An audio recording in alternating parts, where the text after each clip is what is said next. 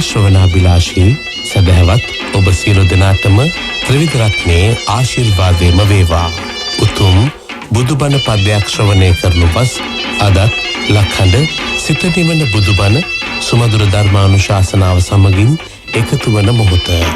සදහවතුනි, ධර්ම ශ්‍රවණය සඳහා අපි සාදු සිත් පෙරදැරිව තැන්පත්ව සූදානම් වෙමු. අද මේ උතුම් ධර්මානුශාසනාව සඳහා දායකත්වයේ ගැන කටයුතු කරන්නට යෙදෙන්නේ ගම්පහ උඩුගම්පල අස්කිරිවල්පොළ අංක 158 දරණ නිවසේ පදිංචි තේජා ජයතිලක බිරිඳ විමන්ත හෙට්ටිආරච්චි පුතා සහ එරන්දී හෙට්ටිආරච්චි දුව විසින්. ඔවුන්ගේ ප්‍රධාන අරමුණ වී ඇත්තේ ගම්පහ උඩුගම්පොළ අස්කිරිවල්පොළ අංක 158 දරණ නිවසේ පදිංචිව සිට 2019 ඔක්තෝබර් මාස 22 වන දින පරලෝ සැපත් හෙට්ටිආරච්චිගේ නිබල් පියසිරි රණසිංහ බලයලත් මිනින්දෝරු මහතාට මෙම ගෞතම බුද්ධ ශාසනය තුළ චතුරාර්ය සත්‍ය අවබෝධය කර නිවන් අවබෝධ වීම පිණිස පින් අනුමෝදන් කිරීමයි. ඒත් එක්කම ඔවුන් නමින් මිය පරලොව ගිය සියලුම නෑදෑයින්ට පින්පෙත් අනුමෝදන් කිරීමත් ඔවුන්ගේ තවත් අරමුණක්. ඔවුන්ගේ සියලු අරමුණු සාක්ෂාත් වේවා. ඔවුන් නමින් සංසාරගතව මිය පරලොව ගොස් පින් බලාපොරොත්තුවෙන් සිටින සියලුම ඥාති වර්ගයාටත් මේ පින්පෙත් අනුමෝදන් වේවා. සියලු දෙනා ප්‍රාර්ථනා කරන බෝධියකින් උතුම් නිවන සාක්ෂාත් කර ගැනීම සඳහා මේ කුසලය හේතු වාසනා වේවායි අපි සාදුනාදයක් පවත්වා ප්‍රාර්ථනා කරමු. අවසන මේ ගොහොර සසරෙන් එතරව නිර්මල නිවන සාක්ෂාත් කර ගැනීම සඳහා උතුම් චතුරාර්ය සත්‍ය අවබෝධය පිණිස මේ මහ කුසලය හේතු වාසනා වේවායි කියන උතුම් ප්‍රාර්ථනාවෙන් සාදුනාදයක් පවත්වා අපි උතුම් ධර්මානුශාසනාව ශ්‍රවණය කිරීම සඳහා සූදානම් වෙමු. අද ලක්හඬ සිත නිවන බුදුබණ සුමధుර ධර්මානුශාසනාව සඳහා අපි ගෞරවයෙන් යුතුව ඇරයුම් කොට මේ ධර්ම මණ්ඩපයේ වෙත වැඩම කරවා ගන්නට යෙදුනේ හොරණ සීල සුවාරණ භික්ෂු ගිලන් මධ්‍යස්ථානයේ අනුශාසක ධූරන්දර අතිපූජ්‍ය ගලිගමුවේ ඥානදීප අපේ ස්වාමින් වහන්සේ. අපේ හාමුදුරුවනේ, ඔබ වහන්සේව ඊ타මත්ම ගෞරවයෙන් පිළිගනිමින් සදහැසිතින් ඇරයුම් කරනු ලබනවා මේ සියලු දෙනා වෙනුවෙන් ලක්හඬ සිත නිවන බුදුබණ සුමధుර ධර්මානුශාසනය පවත්වන හැටියට. අවසරයි අපේ හාමුදුරුවනේ. සාදු සාදු සාදු.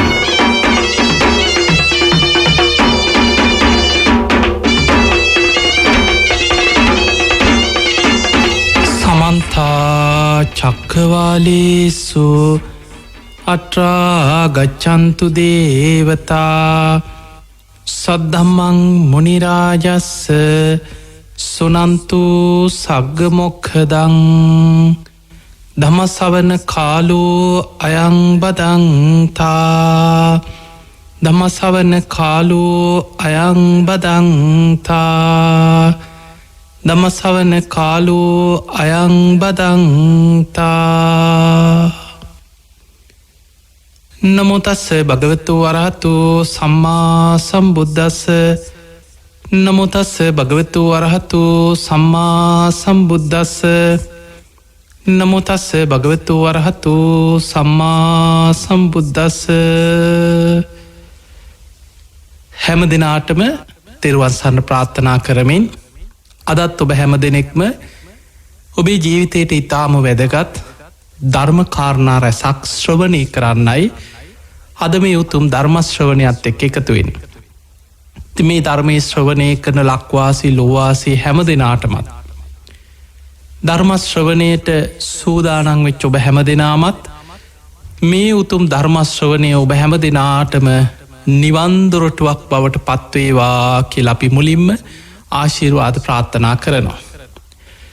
පිංහතුනේ, අද අපි විශේෂයෙන් මේ ධර්ම දේශනාවත් තුළ මුලින්ම ඔබට සිහිපත් කරන්නේ අපි දන්නවා මේ වෙනකොට ලංකාව පුරා ආයමත් මේ කොරෝනා වසංගතයත් එක්ක රෝග බියක් මිනිස්සු තුළ පැතිරීගෙන යනවා.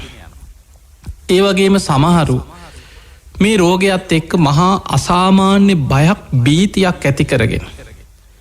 සමහරු හරියට සමහරු හිතාගෙනන මේ ඒඩ්ස් හැදුන වගේ. එක්කො තමන් මේ සල්ලාලකං කරන්න ගිහිල්ලා නොෙක් දුස්සීලකං කරන්න ගිහිල්ල මේ ලෙඩේ හැදිලා සමාජයට මෝන දෙන්න බැරුව හැන්ගෙන කෙනෙක් වගේ. එවැනි මහා අපරාධයක් කරලා එක්කො වැරදි දෙයක් කරලා සමාජයෙන් විශාල වැරැද්දක් කරා වගේ මිනිස්සු ලෙඩේ නිසා හැන්ගෙන අය ගැන අපිට අහන්න ලැබෙන. තිය නිසා පිංහතුනී විශේෂෙන් ඔබ ඔබේ අසල්වැසියන් ඔබ ළඟඉන්න අය ඒ හැමෝම දැනුවත් කරන්න. මොකද මේ රෝගය අපි කාටවත් හොයාගන්න පුළුවන් දෙයක් නෙමේ. අපි දන්නවා ලෝකයේ මේ වෙනකොට ලෝකෙ දියුණුම රටවල ප්‍රබලම ලෝකෙ බලවත්ම රටවල ලෝක නායකයම් පවා මේ රෝගයට ගොදුරුවනා.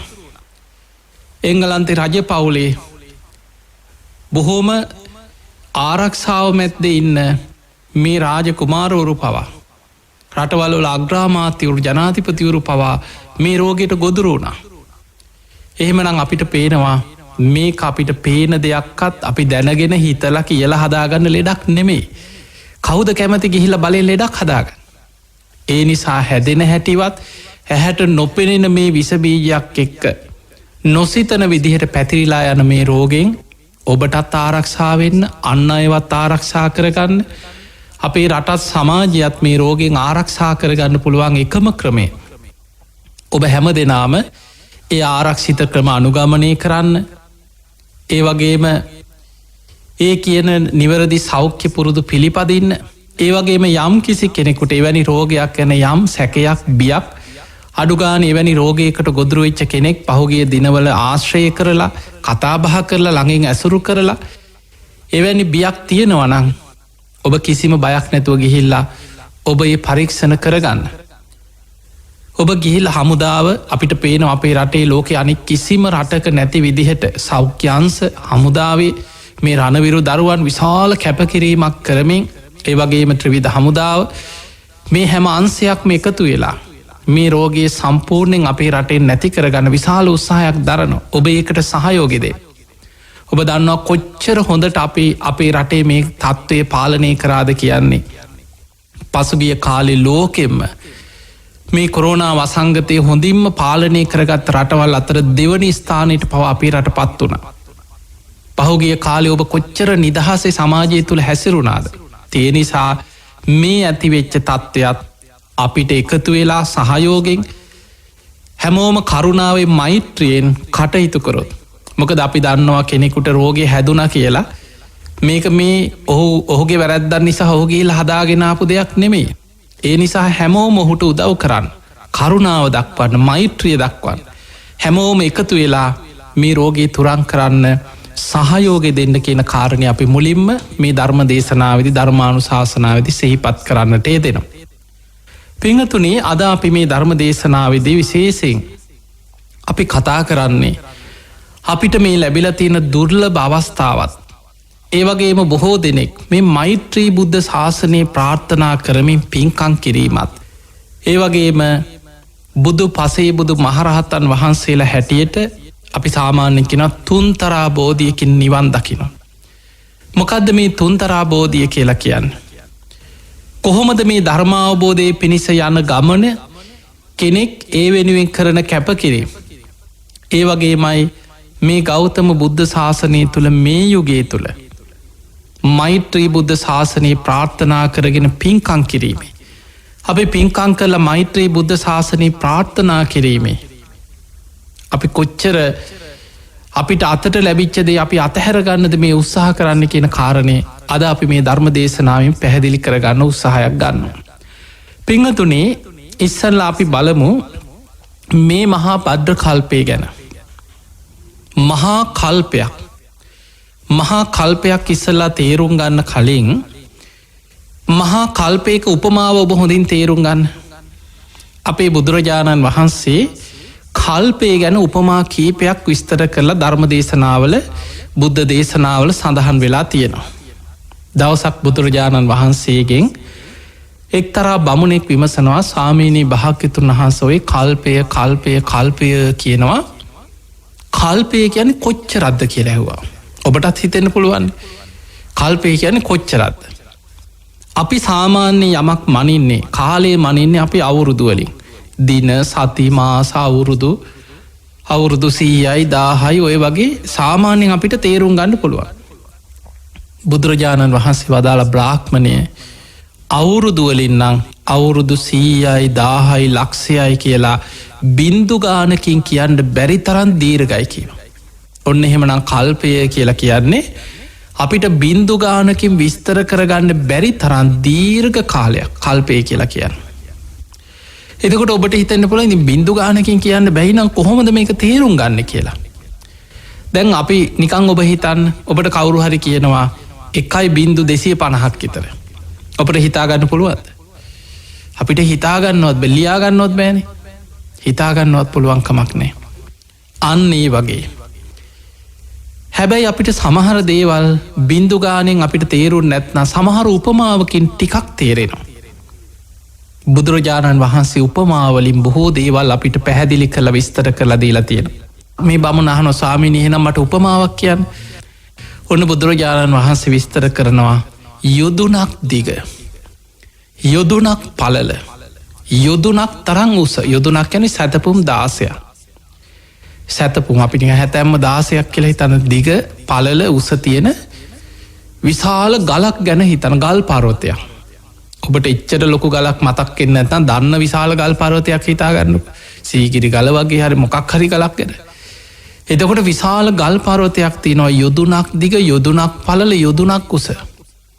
බුදුරජාණන් වහන්සේ වදාළ අවුරුදු 100කට එක වතාවක් ඊටාම සිනිදු සලුවකින් කෙනෙක් මේ පර්වතය උඩින් පිසදාගෙන යනවා එක වතාවයි. අවුරුදු 100කට එක පාරයි.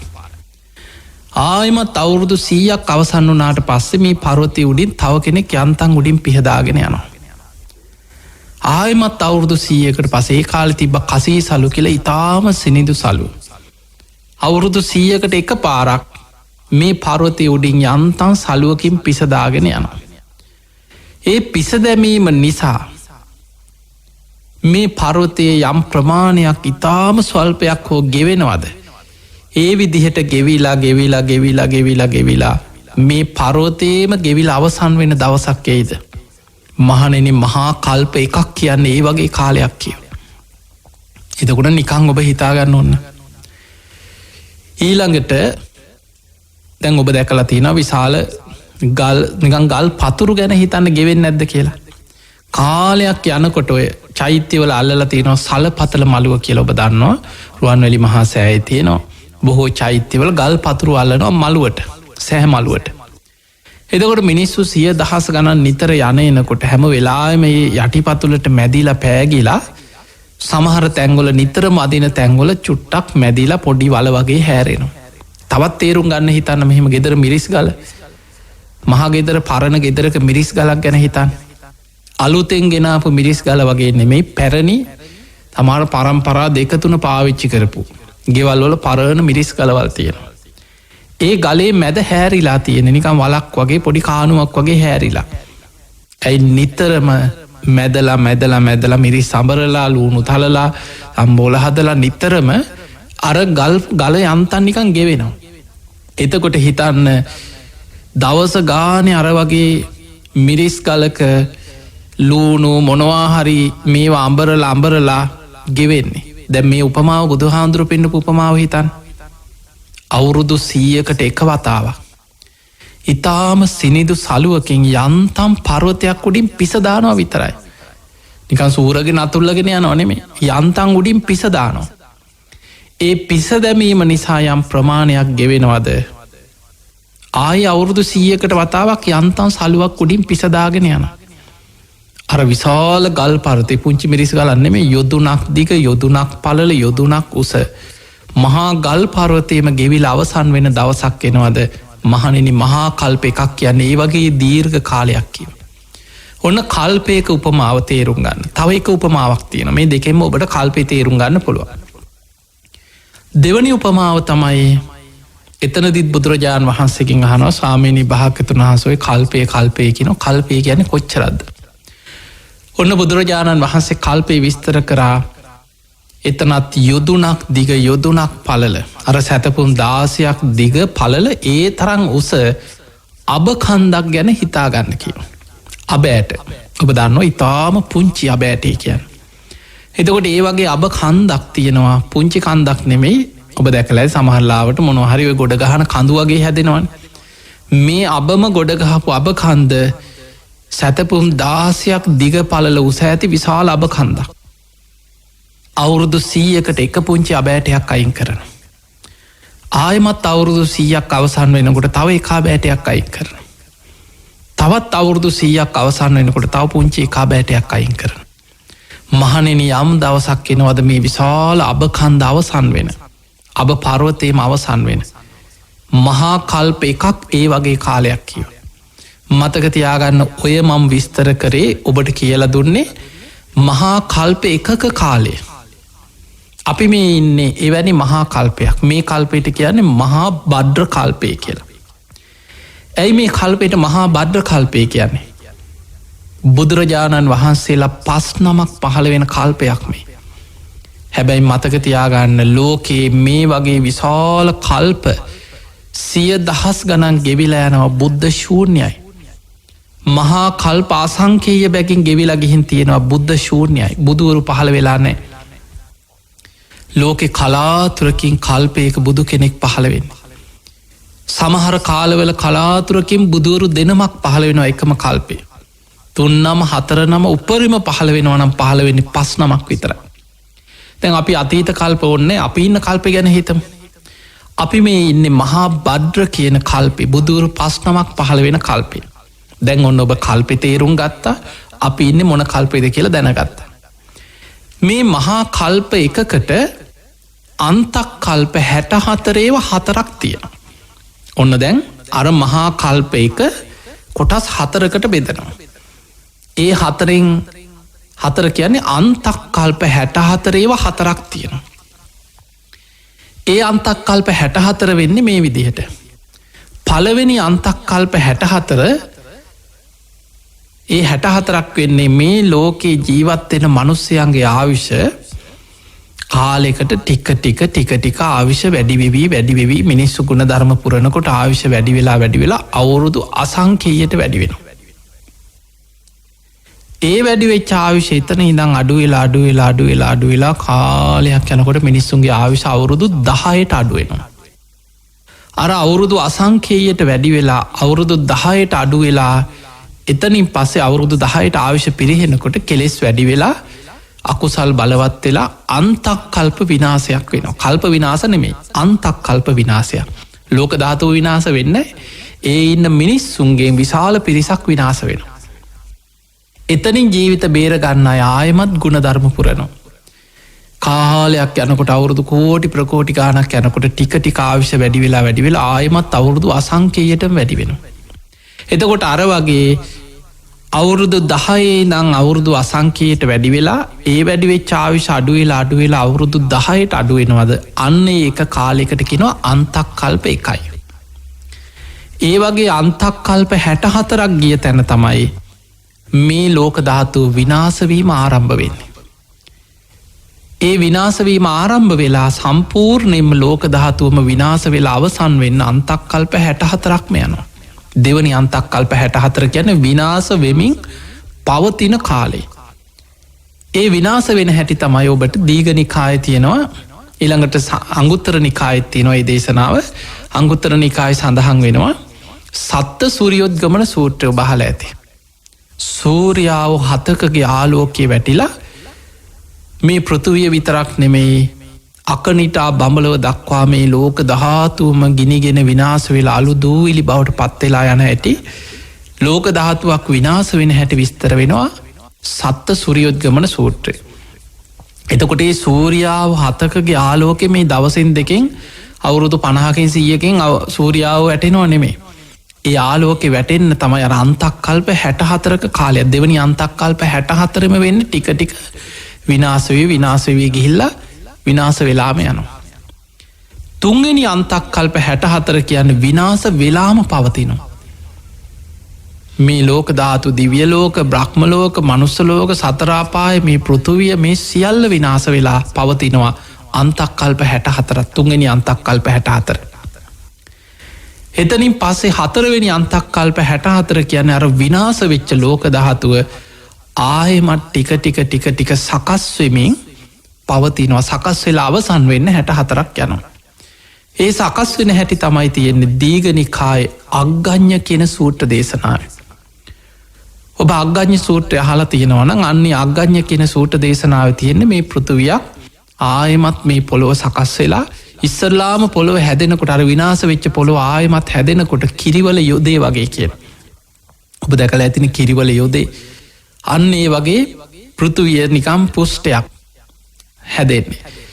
ඊට පස්සේ ටික තමයි මේ හැබැයි මේ ලෝකෙ සත්‍යයන්ගේ විනාශයක් නෑ. ඔබට හිතෙන පුළුවන් එහෙනම් සත්‍යය ඔක්කොම දැන් කොහෙද එහෙනම් ඔක්කොම නිවන් දැක්කද? ඔහොම හිතන අයත් ඉන්නවා. අන්න හොඳ කාලේ කියලා හිතෙනවා. මතක තියාගන්න මේ ලෝක ධාතුවම ගිනිගෙන විනාශ වෙලා අලු දූවිලි වෙලා ගියත් මේ සත්‍යයන්ගේ අවසානයක් බුදු ඇසින්වත් දකින්නේ නැහැ කියලා බුදුරජාණන් වහන්සේ පෙන්වනවා. ඒ සියලු දෙනාම ආබස්සර නමින් ඔහේ අහසේ පාවි ඉන්න කොටසක් බවට පත් වෙනවා කියලා.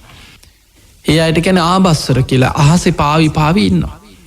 ආයෙමත් කාලෙකට පස්සේ අර පෘථුවිය හැදෙනකොට ඔන්න ටික පොළොවට ලං වෙනවා. ඉස්සෙල්ලා පෘථුවිය අර තියෙන කිරිවල යොදේ වගේ ඉස්සෙල්ලා ආග්‍රහණය කරනවා. එතකොට ඔහුගේ ශරීර ටික ඝන වෙනවා. ඊට පස්සේ කාලයක් යනකොට අර පෘථුවි රසය උරාබොනවා.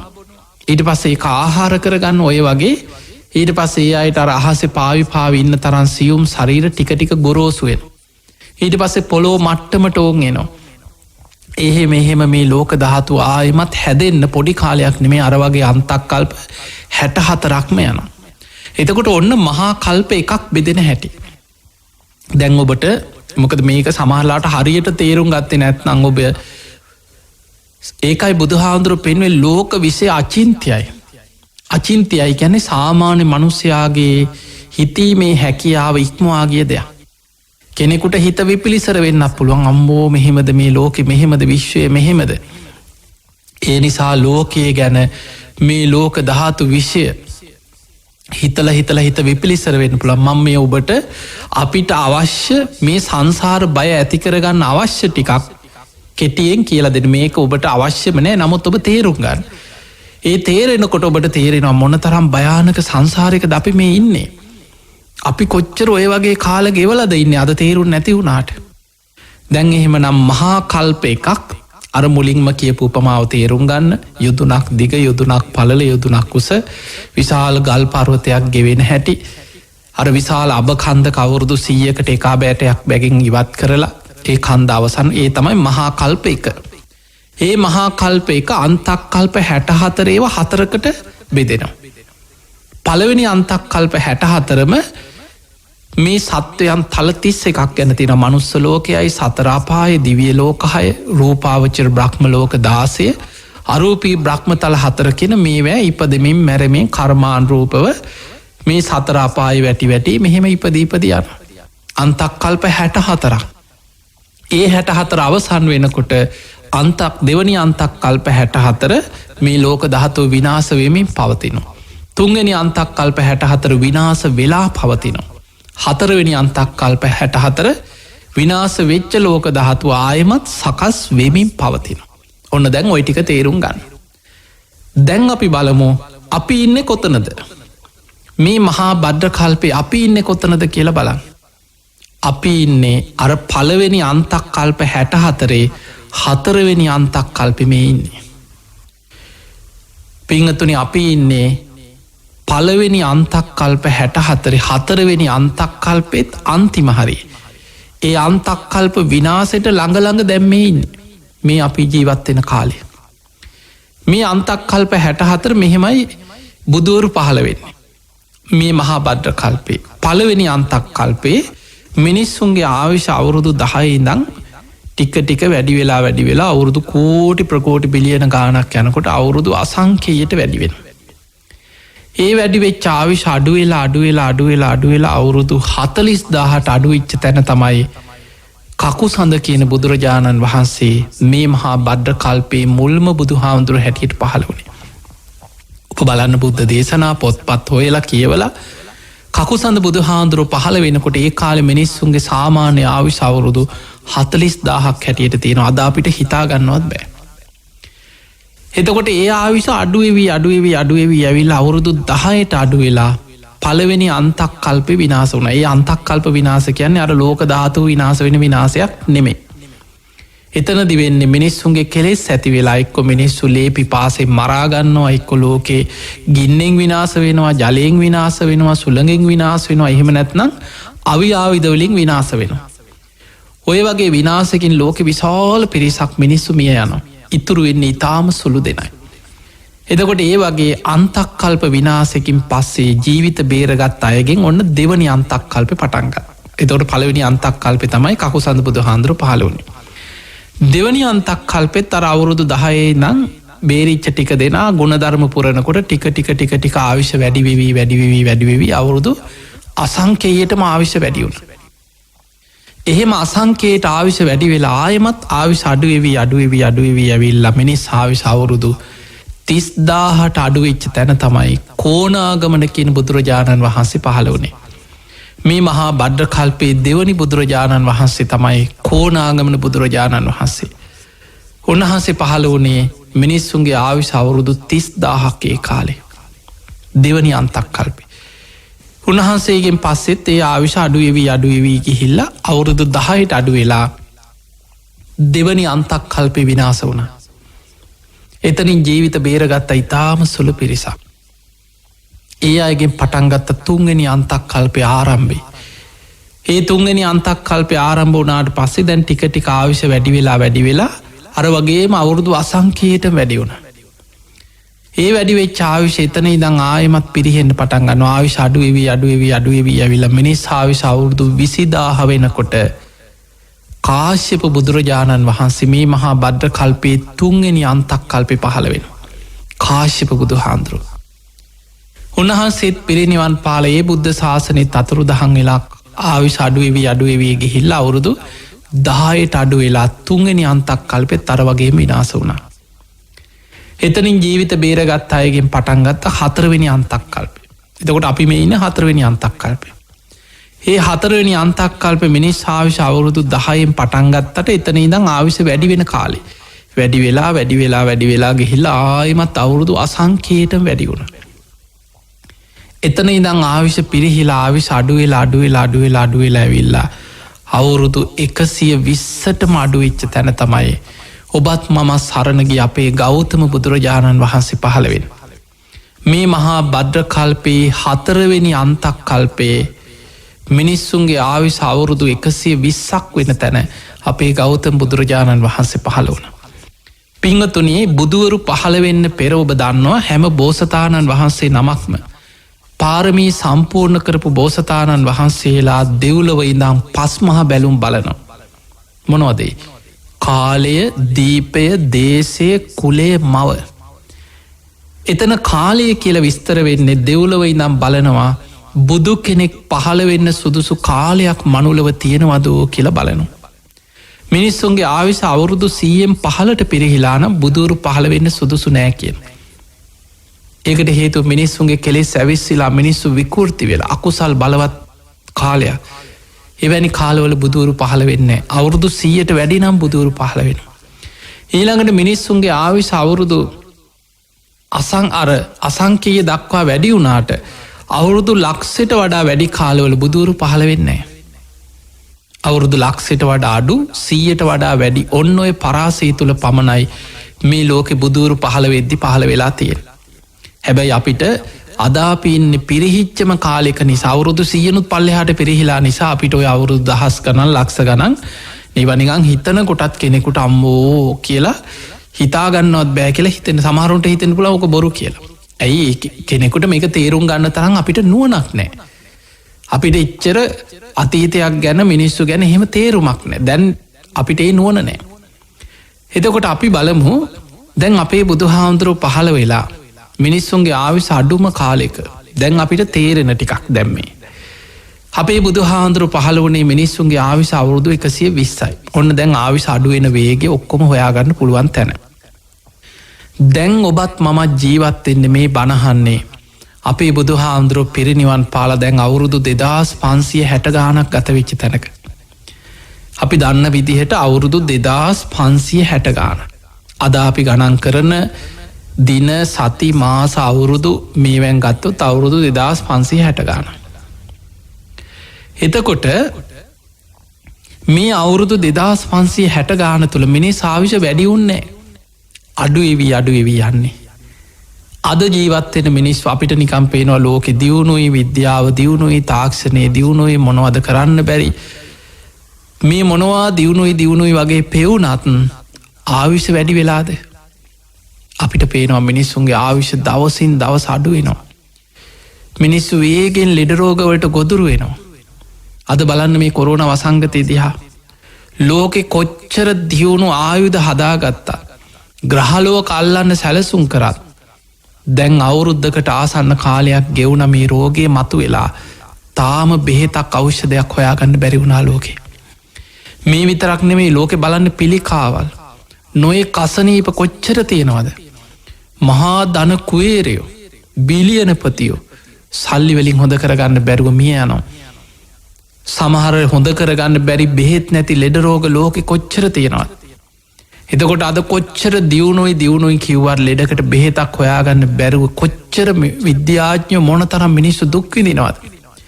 ඒ නිසා අපිට පේනවා ආවිශ අඩුවීම අද වෙනකොට මිනිස්සුන්ගේ සාමාන්‍ය ආවිශ අවුරුදු 60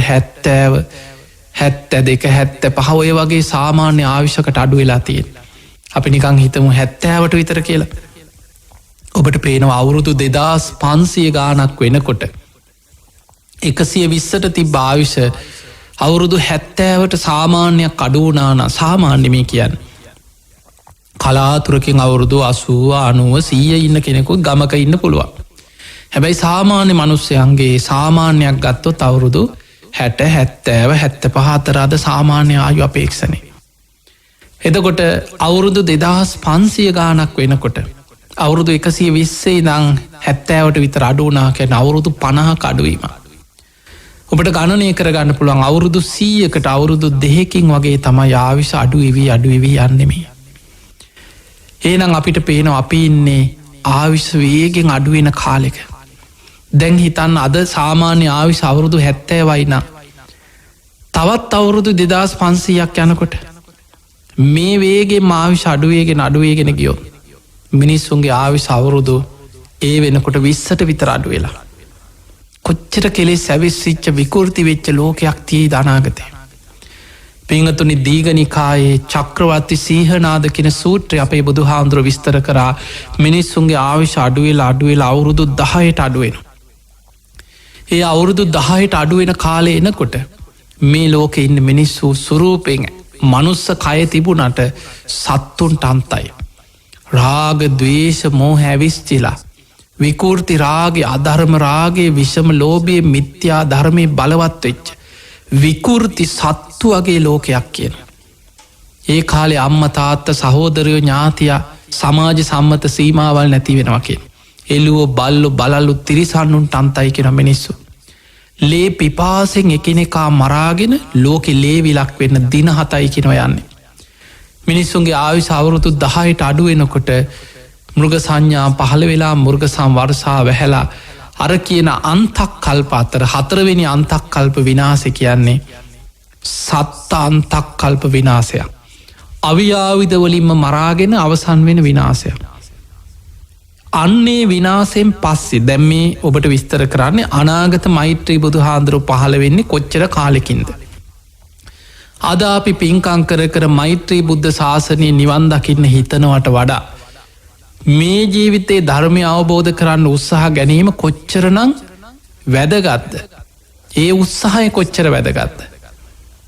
අපිට අනාගතයේ මෛත්‍රී බුද්ධ ශාසනය දක්වා යන්න තියෙනෙ මොනතරම් භයානක කාලයක්ද.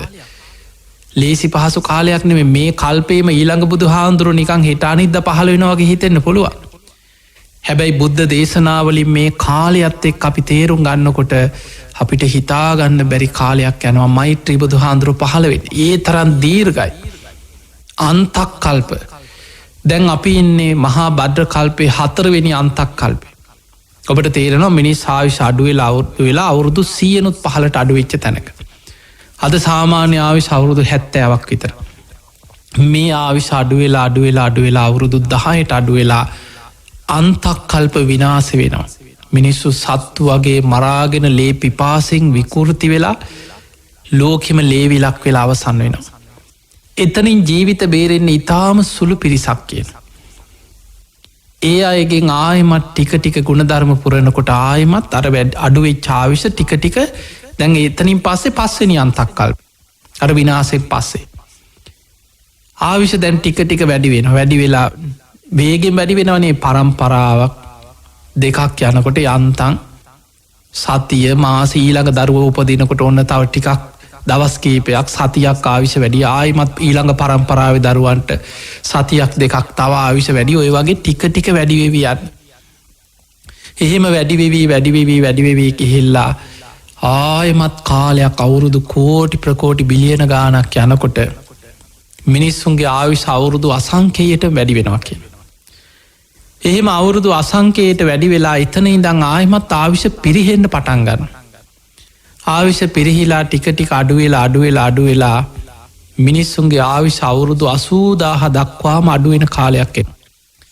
එහෙම මිනිස්සුන්ගේ ආවිෂ අවුරුදු 80,000ට අඩුවෙන තැන අනාගතයේ ඊළඟ අන්තක් කල්පේ ඒ වෙනකොට තමයි ලෝකෙ ස්වභාවේ බුදු හාමුදුරුවෝ විස්තර කරනවා දීර්ඝ ආයුෂ තියෙනකොට මතක තියාගන්න අද මේ තියෙන අපිට නිකන් ඒ ආයුෂවල කාලය ගැන හිතෙනකොට හිතෙන්න පුළුවන් කොහොමද ඉන්නේ මේ ශරීරය වුණත් මේ පවත්ත ගන්න කොච්චර අමාරුවෙන්ද අද මේ මිනිස්සෙකුට මේ කාලා බීලා ටික කාලයක් යනකොට ඇඟ ලෙඩ වෙනවා මේ කය නම් කොහොම ගෙන යන්නද කියලා හිතෙන්න පුළුවන් දීර්ඝ ආයුෂ ඇති කාලවල මිනිස්සුන්ගේ කයේ ස්වභාවය ශරීරවල ස්වභාවය මීට වඩා ගොඩක් වෙනස් දැන් මෛත්‍රී බුදු හාමුදුරුවෝ පහළ වෙන කාලේ බුදු හාමුදුරන්ගේ දේශනාවල විස්තර වෙනවා ඒ කාලේ සාමාන්‍ය මනුස්සයන්ට පවා අහසින් යන්න පුළුවන් හැකියාව තිබිලා තියෙනවා දීර්ඝ ආයුෂ ඇති කාලවල සක්විති රජවරු පහළ වෙනවා සිවුරංග සේනා පිරිවරාගෙන හිතන දිසාවට අහසින් යනවා කියනවා එතකොට අපිට පේනවා ඒ සක්විති රජ්ජුරුවන්ට චක්‍ර රත්නය හස්ති රත්නය අහසින් යන ඇත්තු අස්සයෝ මේවා නිකං අද අපිට සුරංගනා කතා වගේ සිහින වගේ ඒකයි සමහරුන්ට මේ ඇහෙනකොට හිතෙන ඔය බොරු කියලා ඇයි අපිට කිසිම අද නිකං හිතාගන්නවත් බෑය ඒ වගේ දේවල් සුරංගනා කතාවල සමහර දේව කතාවයි චිත්‍රපටිවල ඔය ඔබ දැකලා ඇති නමුත් මේවා ප්‍රායෝගිකව අද හිතාගන්නවත් බෑඔකට පිංහතුනි දීර්ඝ ආයුෂ ඇති කාලවල මනුස්ස ලෝක දිව්‍ය ලෝක වගේ සැප බහුලයි කියලා මිනිස්සුන්ගේ ආවිෂ අඩුවෙලා අවුරුදු 100න් පහලට පිරිහෙනකොට මනුස්ස ලෝක අපායක් වගේ කියනවා. එහෙමනම් මතක තියාගන්න අපි ජීවත් වෙන්නේ අපායක් වගේ මනුස්ස ලෝකෙක. හැබැයි අපේ වාසනාවට යන්තම් බණ ටික අහන්න තියෙනවා. බුද්ධ වචනේ තියෙන. හැබැයි විශාල වශයෙන් ලෝකේ බුද්ධ වචනේ නාමයෙන් විකෘති පිරීලා දැන්. ධර්මය විකෘති කරන අය විකෘති දේශනා බුද්ධ වචනේ Tamanට ඕන විදිහට එක විදිහේ විකෘති විදිහට දේශනා කරන අය ලෝකෙ පුරා පිරිච්ච කාලයක්. හැබැයි ඒ අතර අර බොරොලු ගොඩවල් අතරේ රත්තරන් මැණික් නැතුව නෙමේ තියෙනවා. ඒක හොයාගන්න පින් ඇති කෙනා දක්ෂ වෙන්නට ඕන. දැන් ඔබට මේ ජීවිතේ ඔබ වීරිය වැඩුවොත් අඩුම ගානේ සෝවාන්වත් වෙන්න පුළුවන් වුණොත් සතර අපායෙන් ඔබ සදහටම නිදිලා. අන්නේ උත්සාහයයි ඔබ ගන්න ඕන. පිංහතුනි මෛත්‍රී බුදු හාමුදුරුවෝ පහළ වෙන්න. මේ ආවිෂ අඩු වෙලා අවුරුදු 70 ආවිෂ අවුරුදු 10ට අඩු වෙලා එතන ඉඳන් ආවිෂ ටික වැඩි වෙලා අවුරුදු අසංකේයයට වැඩි වෙලා ඒ වැඩි වෙච්ච ආවිෂ අඩු වෙලා අවුරුදු 80000ට අඩු වෙන කාලේ මෛත්‍රී බුදු හාමුදුරුවෝ අනාගතේ ලෝකෙ පහළ වෙනවා. එතකොට අවුරුදු වලින් ගත්තොත් කෝටි ප්‍රකෝටි බිලියන ගානකට එහා තව කාලයක් බින්දු ගානකින් කියන්න බැරි අවුරුදු කාල එතකොට මේ ලෝකෙ මොන වගේ එතකොට හිතන්න මනුස්සේගේ උපත ඔබ හිතනවනම් අනාගත එච්චර කාලයක් යන්න ඒ යන්නේ දිවිය ලෝකෙම යන්න හම්බෙනවා නෙමේ දෙව්ලොවින් දෙව්ලොවට බඹලොවින් බඹලොවට මෛත්‍රී බුදු හාන්දුරුව පහළ වෙනකං ඉන්න පුළුවන් වෙනවා නෙමේ. සෝවාන් උනොත් අන්න විශ්වාසයක් තියෙනවා උපරිම ආත්මහතයි. අපායෙන් මිදිල සුගතිය. එතකොට සෝවාන් වෙච්ච කෙනෙක් නං ඒ කාන්තෙන් දිවිය ලෝකෙක බ්‍රහ්ම ලෝකෙක සුගතියක උපදිනෝ. එයා සතරාපාය වැටෙන්නේ. නමුත් පෘතජ්ජනව ධර්මය අවබෝධ නොකර මෛත්‍රී බුද්ධ ශාසනී නිවන් දකින්න හිතාගෙන අතට ලැබිච්ච දේ පස්සට දාලා අතහැරලා පස්සි බැරියෑ කියලා හිතනවනං ඔබට යන්න තියෙනෙ සතරාපාය මහගෙදර කරගත්ත ගමන. මේ යන ගමන අපායට නොවැටෙනවා කියලා කාටද සහතිකයක් දෙන්න පුළුවන්. කාටද කියන්න පුළුවන් ආවයාට මෛත්‍රී බුද්ධ ශාසනය වෙනකං අපාය වැටෙන් නැතුව යන්න පුළුවන් කියලා කාටද කියන්න පුළුවන්. පිංහතුනි මේ ආපු සංසාර ගමන මහා පින් ඇති පාරමීපුරණ උත්තමයොත් අපාය වැටුනනං දැම් බලන්න මේ අපි කවුරුත් දන්නවා මුගලන් හාමුදුරු අසංකයකුත් කල්ප ලක්ෂයක් පෙරුම් පුරාගෙනාපු කෙනා අගසව් තනතුරු ලබන්. හැබැයි මේ මහා බද්්‍ර කල්පේම කකුසඳ බුදු හාන්දුරන්ගේ කාලි දුසී මාරය වෙලා ඉපදුන. ඒ කාලි බුදු හාන්දුරන්ට ශ්‍රාවකයන්ට හිරිහැර කරලා අපායට වැටිලා චපස්සාහිතනික කියලා නිරේකට වැටිලා අපායි බොහෝ කාලයක් දුක්විඳල ඒ අකුසලේ ගෙවල තමයි ආය උඩටාව. මේ ගෞතම් බුද්ධ ශාසනය අග සව තනතුරු ලැබුයි. මේ සසරි මහා පින් ඇති අය ජීවිතේ පෙරුම් පුරාගෙන යන අයත් යම් තැනක අකුසලයක් මතුවනොත් වැරදුනොත් දුගතියට වැටෙන්න්න පුළුවන් අපායට වැටෙන්න්න පුළුවන් එවැනි භයානක ගමන අපි මේ යන්න. පාරමී පුරාගෙන යන කෙනා සෝවාන් වෙලා යනව නෙමෙයි. අපායෙන් මිදිලා යනව නෙමෙයි. අන්න ඒකයි මේ ගමන තියෙන භයානකකම. ඒ නිසා පිංහතුනේ දැන් අපි තුන්තරා බෝධිය ගත්තොත් බුදු පසේ බුදු මහරහතන් වහන්සේලා. බුද්ධත්වයට පත්වෙනවා කියන එක හිතන්නවත් පුළුවන් දෙයක් නෙමේ මහා පින් ඇති වීරියවන්ත උත්තමයන් වහන්සේලා. බුද්ධෝ හවේ කප්ප සතේහි දුර්ලබෝ. බුද්ධ කියන වචනය පවා කල්ප 100,000 ගණනින් ලෝකෙ දුර්ලභයි කිය. සාරා සංකයේ කල්පලක්ෂය අටා සංකයේ කල්පලක්ෂේ සොලොසා සංකයේ කල්පලක්ෂය ප්‍රඥාධික සද්ධාධික වීරියාධික වසේ බුදුවරු පාරමී පුරල තමයි බුද්ධත්වයට පත්වෙන්. එකන අර මුලින් ඔබට කල්ප විග්‍රහ කරනකොට මම උපමාවක් කිවේ. විශාල් ගල් පර්වතයක් ගෙවෙන හැටි ඒක කල්පයක්. එවැනි කල්ප අසංකේය හතරකුත් ඒ වගේ කල්ප ලක්ෂයක් සාරා සංකය කල්ප ලක්ෂයක් කියන්න. ඒ තරන් සසරි පාරමී පුරල තමයි බුදු වෙන්නේ බුද්ධත්වය කරායන්න. පසේ බුද්ධත්වයට පත්වෙන නං අසංකේය දෙහෙකුත් කල්ප ලක්ෂයක් පාරමී පුරන්න ඕන කියෙන්. මහරහතන් වහන්සේලා අතර අග්‍රශ්‍රාවකයන් වහන්සේලා ඒකා සංකේ කල්ප ලක්ෂයක් පාරමී පුරණ. 80 මහා ශ්‍රාවකයන් වහන්සේලා කල්ප ලක්ෂයක් පාරමී පුරණ. එතනින් මෙහා අනෙක් මහරහතන් වහන්සේලා අනාගාමී අය සෝවාන් අය සකදාගාමී අය ගැන මෙච්චර කාලයක් කියලා කාල නිර්ණයක් විශේෂයෙන් සඳහන් කරලා නෑ. හැබැයි අපිට පේනවා සසරේ ඔය ගුණධර්ම පුරන්න ඕනේ. නමුත් අපි පෙර සසරේ මේවා වැඩුවේ නෑ කියලා කාටද කියන්න පුළුවන්. දැම් බලන්න ඒ වගේ සංසාර පුරුද්දක් තියෙන කෙනෙකුටයි බණක් අහන්න හිතෙන නැත්නම් මේ බණ ඇහෙනකොට නැකිටල යන්න හිතෙනවා. බණ ඇහෙනකොට කොච්චර සමර පන්සලට බලින් ඇදගෙන කියත් බණහන තැනක ගිහිල වාඩි කෙරෙවන් නැකිට ලෑන මිනිසු නැද්ද. බණ පටන්ගන්නකොට නිදාගන්න අය නැද්ද. එක්ක බණ කියනකොට නින්ද යනම්. භාවනාවට ඉඳගත්ත ගමන් නින්ද යන. එල්ලි වෙනකං ඇහැරලා අනුන්ගේ කුණු ගොඩුවල් කතා කර කර කාට හරි දොස් කිය බැන බැන කාලේ ගෙවා දමමින් ඉන්න අයට බණක් අහන්න හිතෙන්නේ. වෙන පංච කාමයන් එක කෙලෙස් එක්ක ජීවිතය කොච්චර දුක්වින්දත් කැපකිරීම් කරත් බණහන්න කැපකිරීමක් කරන්න හිතෙන්නේ. පිංහතුනි බණහන්න හිතෙන්නේ පෙර පුරුද්දක් තියෙනයි. සංසාර පුරුද්දක් තියෙන කෙනා ආසාාවෙන් බණහන්නේ. සසර පුරුද්දත් තියෙන කෙනා ආසාාවෙන් ධර්මය දියුණු කරන්න. ඒ නිසා මේ ලැබිච් අවස්ථාව අපිට පිංහතුනි බාහිරි මේ ධර්මය අවබ අඩුම ගානි සූවාන් වෙන්න හරි. සතරාපායෙන් මිදෙන් හරි බාහිරින් ලැබෙන් ඕන අංග දෙකාද හොඳටම තියෙන. කල්යාණ මිත්‍ර සේවනයයි සද්ධර්මශ්‍රවනය. හැබැයි කල්යාණ මිත්‍රයෝ විදිහටම පාප මිත්‍රයොත් පිරිලා ඉන්නවා. ඒකත් තේරුම් ගන්නට ඕන. කල්යාණ මිත්‍ර ස්වරූපයෙන් පාප මිත්‍රයෝ පිරිච්ච ලෝකයක්. නමුත් හරියට ධර්මය හොයාගෙන යන කෙනෙකුට, බුද්ධිමත්ව නුවණින් ධර්මය හොයාගෙන යන කෙනෙකුට 84,000ක ධර්මස්කන්ධය මේ ත්‍රිපිටක බුද්ධ දේශනා ඔස්සේ ධර්මය හොයන කෙනෙකුට නිවැරදි බුද්ධ ශාසනයේ ධර්මය අද හොයාගන්නත් පුළුවන්. කල්යාණ මිත්‍රයන්ගෙන් සද්ධර්මය අද හොඳට ඇහෙන කාලයක්.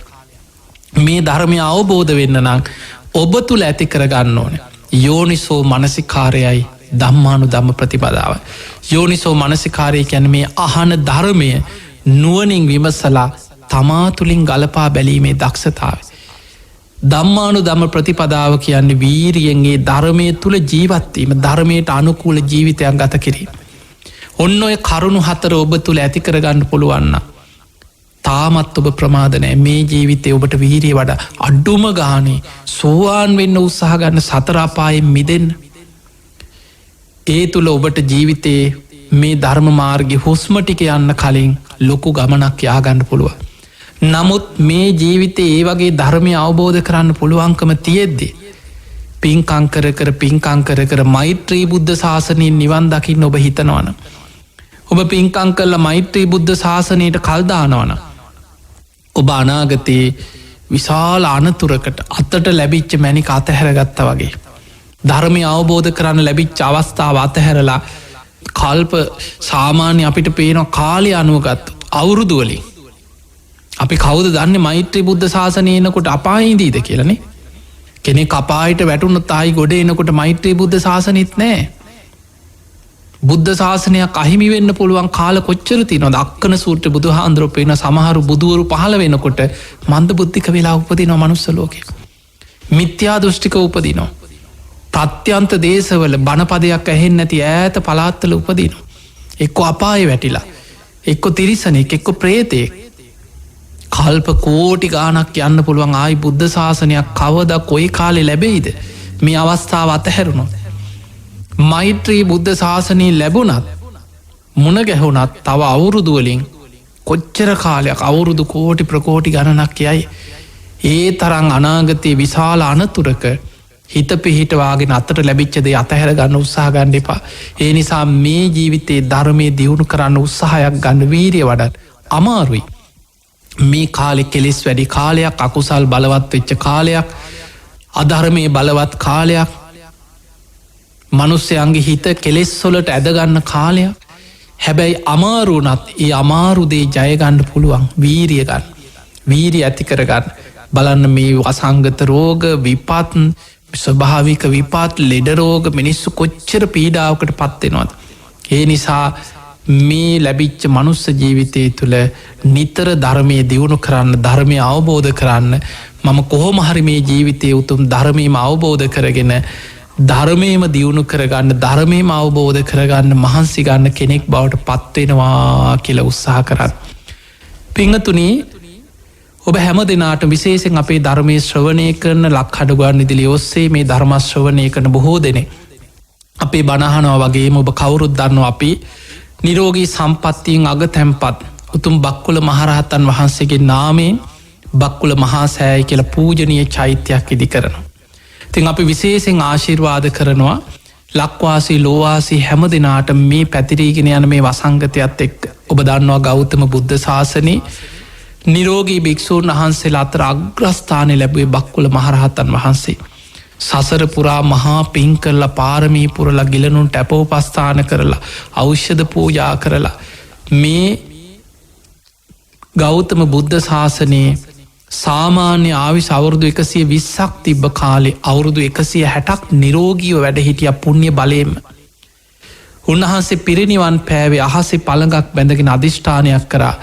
උන්වහන්සේගේ 13 වහන්සේලා දෙව්මිනිස් ලෝකයාට නිරෝගි සම්පත්තිය පිණිස වන්දනා කළ පින් රැස් කරගන්න බොහෝ කාලයක් ලෝකෙ වැඩ සිටිත්වා කියල. ඒ උතුම් බක්කුල මහරහතන් වහන්සේගේ ආශිර්වාදෙන් අපේ රටට ලෝකයාටම මේ වසංගත බිය ඉක්මනින්ම දුරු ඒවා. ඒවා පාලනය කරගන්න උත්සාහ කරන සෞඛ්‍යයන් ආරක්ෂක අංශවලට තුනුරුවන්ගේ ආශිර්වාදේ කාය චිත්ත ශක්තිය සැලසේවා. ඒවගේම රෝගාතුර වෙලා ඉන්න අයට ඉක්මන් සුවේ සැලසේවා. ඉක්මනින්ම ලෝකයේ මේකට අවශ්‍යදයක් හොයාගෙන මිනිස්සුන්ට කලින් ගුණධර්ම පුරාගෙන සුවසේ ජීවත් වනා වගේ කරදරයක් බහදාවක් රෝග බියක් නැතුව කටයුතු කරන්න වාසනාව ලැබේවා කියලා අපි ආශිර්වාද කරනවා. ඉතින් ඒ වගේම ඔබට සිහිපත් කරනවා බක්කුල මහා සෑයේ සීල ස්වර්ණ ගිලන් භික්ෂු මධ්‍යස්ථාන පුණ්‍ය භූමියේ මේ දිනවල අපි බක්කුල මහා සෑයේ කපරාදු කිරීම කටයුතු සෑයේ බඳ පේශාවලලු කපරාදු කිරීම කටයුතු සිදුවෙනවා. මේ සෑයේ කටයුතු අවසාන අධීරයේ පවතින දැන්ට 80%ක් පමණක් සිදු කරලා චෛත්‍යය ගොඩ නැගීම් කටයුතු අවසානයි. ඉතින් මේ තත්ත්වය පහවගයාට පස්සේ ලබන වසර අපි මේ චෛත්‍යය බුද්ධ ශාසනය උදෙසා සඟ සතු කරලා පූජා කරනවා. ඒ සඳහා ඔබ හැම දෙනාටම ඔබේ ශක්ති පමණින් සහ සම්බන්ධ වෙලා උදව්පකාර කරන්න පුළුවන්කම තියෙනවා. ඒ කාරණයක් සමගම අපි විශේෂයෙන් සිහිපත් කරනවා. ඒ තමයි අපිට ආරංචි වුණා පහුගිය කාලවල රටේ පූජනීය සිද්ධස්ථානවල නාමයෙන් හොර වංචනික පිරිස් මුදල් එකතු කිරීම් ගැන. ඒ වගේම අපේ සීල ස්වරණ බක්කුල මහා සෑය නාමයෙන් සමහර වෙලාට ව්‍යාජ හොර රිසිත් පොත් හදාගෙන සමහර අය පැවිදි වෙච්ච සුරූපේ සමහරලාට භික්ෂුන් වහන්සේලා නොවෙන අය වෙන්න පුළුවන්, සිවුරුදාගත්ත හොරු වෙන්න පුළුවන්. එවැනි අය සමග ගංවල ගිහිල්ලා තරුණ පිරිස් අරගෙන බක්කුල මහා සෑයට කියලා වංචනික විදිහට රටේ යම් යම් තැන්වල මුදල් එකතු කිරීම් ගැන අපිට අහන්න ලැබුණා. ඒ සඳහා ඒ නිසා අපි විශේෂෙන් ඔබ දැනුවත් කරනවා අපි මෙපමණ කාලයකට මේ චෛත්‍ය ආරම්භයේ පටන් මේ දක්වා සීල ස්වර්ණ ආරම්භයේ පටන් මේ දක්වා කිසිම විදිහකට රටේ බක්කුල මහා සෑය වෙනුවෙන් හරි සීල ස්වර්ණ වෙනුවෙන් හරි අපේ ආයතනින් පිට කිසිම ගමක නගරයක පලාතක අපි කවදාවත් මුදල් එකතු කරලත් නෑ, අනාගතය කරන්නෙත් නෑ, දැන් කරන්නෙත් නෑ. ඒක ඔබ පැහැදිලිව තේරුම් ගන්න. කවුරු හරි ඔබේ ගමකට හාමුදුරු කෙනෙක් ස්වරූපයෙන් වේවා පිරිසක් හැටියට වේවා බක්කුල සෑයට සීල ස්වර්ණට කියලා මුදල් එකතු කරන්න එනවා නම් ඒ හොර පිරිසක්මයි, වංචනික පිරිසක්මයි. ඒක ඔබ දැනුවත් වෙන්න. එවැනි දැනුවත් වීමක්දී යම් කිසි තොරතුරු ඔබට ලැබුණොත් අපේ ආයතනයට දැනුම් දෙන්න. ඒ වගේම ඔබට සීල ස්වර්ණට බක්කුල සෑයට ආධාරයක් උපකාරයක් කරනවා නම් ඒ භූමියට පැමිණිලා අපේ ආයතන කාර්යාලට ආධාර කරන්න පුළුවන්. එහෙම නැත්නම් බක්කුල මහා සෑය සීල ස්වර්ණ නමින් අපි ආරම්භ කරලා තියෙන ඒ ගිණුමකට පමණක් මුදල් බැර කරලා ඒ චෛත්‍ය ගොඩනැගීම් කටයුතු වලට ආධාර කරන්න පුළුවන්. ඉතින් ඒ සඳහා පහසුව පිණිස අපි ඔබට සීල ස්වර්ණ පුණ්‍ය භූමියේ දුරකථන අංකය අපි දැනුවත් කරන ඔබ ලියාගන්න. එවැනි ව්‍යාජ වංචනික තොරතුරු පිළිබඳ ඔබට දැනුවත් වුණොත් ඔබ අපේ ආයතනයට කතා කරලා දැනුම් දෙන්න. සීල ස්වර්ණ හොරණ දික්කේනපුර පිහිටියේ පුණ්‍ය භූමිය 0.34 22 62 782 0.34 22 62 782 එක දුරකථන අංකයක්. අනිත් අංකය තමයි 0.34 22 63 646 0.34 22 63 646 කියන දුරකථන අංක දෙක අපේ සීල ස්වර්ණ බක්කුල මහා සෑය ඉදිවෙන භූමියේ දුරකථන අංක. ඉතින් එහෙමනම් ඒ කාරණයක් ඔබ දැනුවත් කරමින් ඔබ හැම දිනාටමත් ලක්වාසී ලෝවාසී සියලු දෙනාටමත් විශේෂයෙන් ලක්කඩගුවන් විදිලේ සියලු දෙනාටමත් ගයාන් මහත්මා ඇතුළු මේ ධර්ම දේශනා පටිගත කරමින් ධර්ම ප්‍රචාරයේ පිණිස කැපවෙනේ හැම දෙනාටමත් උතුම් නිවන් අවබෝධය පිණිස ධර්මාවබෝධය පිණිස මේ පින ආශිර්වාදයක් පාරමිතාවක්ම වේවා වේවා කියලා අපි ආශිර්වාද කරනවා. ආකාසට්ඨා ච බුම්මට්ඨා දේවානාගා මහිද්దికා පුඤ්ඤන්තං අනුමෝදිත්වා චිරන් රක්ඛන්තු ලෝක සාසනං. ආකාසට්ඨා ච බුම්මට්ඨා දේවානාගා මහිද්దికා පුඤ්ඤන්තං අනුමෝදිත්වා චිරන් රක්ඛන්තු දේශනං. ආකාසට්ඨා ච බුම්මට්ඨා දේවානාගා මහිද්దికා පුඤ්ඤන්තං අනුමෝදිත්වා චිරන් රක්ඛන්තු ත්වං සදා. හැම දිනාටම සම්මා සම්බුදු සරණයි.